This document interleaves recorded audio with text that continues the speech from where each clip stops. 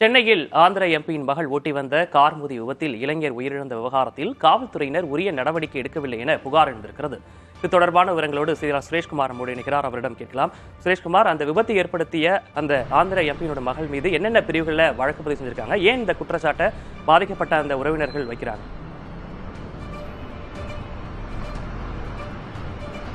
விக்னேஷ், சென்னை பெசன்ட் நகர் பகுதியில் நேற்றைய முன்தினம் பிற்பகல் 3 மணி அளவில் அதே பெசன்ட் நகருக்கு உட்பட்ட ஆல்காட் குப்பம் என்ற பகுதியைச் சேர்ந்த இளைஞர் சூர்யா சாலையோரம் படுத்து உறங்கிக் கொண்டிருந்திருக்கிறார்.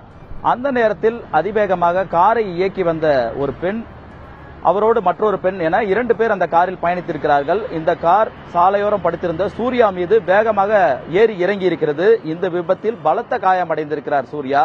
உடனடியாக அக்கம் பக்கத்தில் இருந்த பொதுமக்கள் மற்றும் உறவினர்கள் சூர்யாவை மீட்டு 108 ஆம்புலன்ஸ் மூலமாக ராயப்பேட்டை அரசு மருத்துவமனைக்கு அனுப்பி வைத்தனர். அங்கு சிகிச்சை பலனின்றி சூர்யா உயிரிழந்தார். இந்த இளைஞர் பெயிண்டர் வேலை செய்து வந்திருக்கிறார். இந்த இளைஞர் உயிரிழந்த நிலையில் இது தொடர்பாக அடையாறு போக்குவரத்து புலனாய்வு போலீசார் வழக்கு பதிவு செய்து இந்த விபத்து ஏற்படுத்திய கார் யாருடையது என விசாரணை நடத்தினர். அந்த விசாரணையில்தான் ஆந்திர எம்பியாக இருக்கக்கூடிய மஸ்தான் பீடா ராவ் எனக்கூடிய அவருடைய மகளாக இருக்கக்கூடிய மாதுரி பீடா என்பவர்தான் இந்த காரை இயக்கி வந்தது என்பது காவல்துறை விசாரணையில் தெரிய வந்திருக்கிறது. மாதுரி பீடாவோடு அவருடைய மற்றொரு பெண்ணும் அந்த காரில் பயணித்திருக்கிறார்.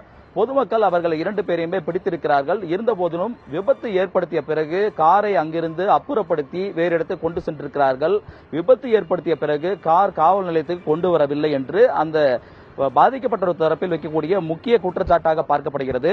ஏனென்றால் இந்த விபத்து ஏற்படுத்திய கார் என்பது PY05M 9119 எனக்கூடிய அந்த சொகுசு கார் என்று பாதிக்கப்பட்ட ஒரு தரப்பில் தெரிவிக்கப்பட்டிருக்கிறது. இதன் அடிப்படையில் காவல்துறையும் இந்த வழக்கு பதிவு செய்ததில் இந்த காருடைய எண்ணை பதிவு செய்திருக்கிறார்கள். தற்போது நாம் பார்த்துக் கொண்டிருக்கிறோம், ஒளிப்பதிவாளர் அஸ்வின் காட்டிக் கொண்டிருக்கிறார். இந்த காவல் நிலையத்தில் தான் எம்பியினுடைய மகள் மீது வழக்கு பதிவு செய்யப்பட்டது. ஆனால் சம்பவத்தில் இந்த விபத்து ஏற்படுத்திய காரை இன்னும் காவல்துறை பறிமுதல் செய்யவில்லை என ஒரு குற்றச்சாட்டை பாதிக்கப்பட்டவர்கள் தரப்பில் வைக்கப்படுகிறது. அதே நேரத்தில் எம்பியுடைய மகள் என்பது தெரிந்த பிறகு காவல்துறை விசாரணைக்கு அழைத்ததாகவும் நேற்றைய பிற்பகல், அதாவது விபத்து நேற்றைய முன்தினம் நடந்திருக்கிறது, ஒரு நாளைக்கு பிறகு நேற்றைய பிற்பகல் 3 மணி அளவில் தான் காவல் நிலையத்துக்கு எம்பியுடைய மகள் மாதுரி பீடா அழைக்கப்பட்டிருக்கிறார். அவர் விசாரணைக்கு வந்த 1 மணி நேரம் 2 மணி நேரம் விசாரணைக்கு பிறகு அவர் காவல் நிலைய ஜாமீனில் உடனடியாக விடுவிக்கப்பட்டிருக்கிறார் என்ற ஒரு குற்றச்சாட்டையும் முன்வைக்கிறார்கள். விபத்து ஏற்படுத்திய போது அவர் எந்த நிலையில் அந்த காரை இயக்கியிருந்தார், எதற்காக அந்த விபத்து ஏற்பட்டது போன்ற விவரங்கள் முழுமையாக தெரியாத நிலையில் உடனடியாக ஏன் அவசரமாக அவர் காவல் நிலைய ஜாமீனில் விடுவிக்கப்பட்டார் என்ற ஒரு குற்றச்சாட்டை முன்வைக்கிறார்கள். அதே நேரத்தில் இந்த வழக்கை பொறுத்தவரையில் 279 பிரிவு மற்றும் 338 பிரிவு உட்பட ஒரு 4-5 பிரிவுகளில் வழக்குகளை பதிவு செய்திருக்கிறார்கள். இந்த பிரிவுகள் என்பது அதிவேகமாக அஜாக்கிரதையாக வாகனங்களை இயக்குவது என்பது ஒரு குற்றச்சாட்டினை முன்வைத்த அடிப்படையில், அப்படி அதிவேகமாக அந்த குறிப்பிட்ட சாலையில் இயக்க காரணம் என்ன, அவர் எந்த நிலையில் அந்த காரை அவ்வளவு வேகமாக இயக்கினார் என்ற ஒரு குற்றச்சாட்டை வைக்கிறார்கள்.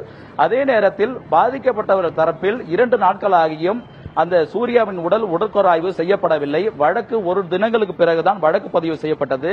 இப்படி காலதாமதம் செய்ய வேண்டிய காரணம் என்ன? காவல்துறை வழக்கு விசாரணையை முழுமையாக விசாரிக்கக்கூடிய சூழலில் ஏன் இப்படி காலதாமதம் செய்கிறார்கள் என்ற ஒரு குற்றச்சாட்டை முன்வைக்கிறார்கள். இந்த சூழலில் எம்பி மகளாக இருக்கக்கூடிய மாதுரி பீடா என்பவர் கைது செய்யப்பட்டு உடனடியாக காவல் நிலைய ஜாமீனில் விடுவிக்கப்பட்டது ஏற்றுக்கொள்ள முடியாது. அவரை பிடித்து சிறையில் அடைக்க வேண்டும் என பாதிக்கப்பட்ட இறந்த சூர்யாவின் மனைவியாக இருக்கக்கூடிய வினிதா வலியுறுத்தி வருகிறார்.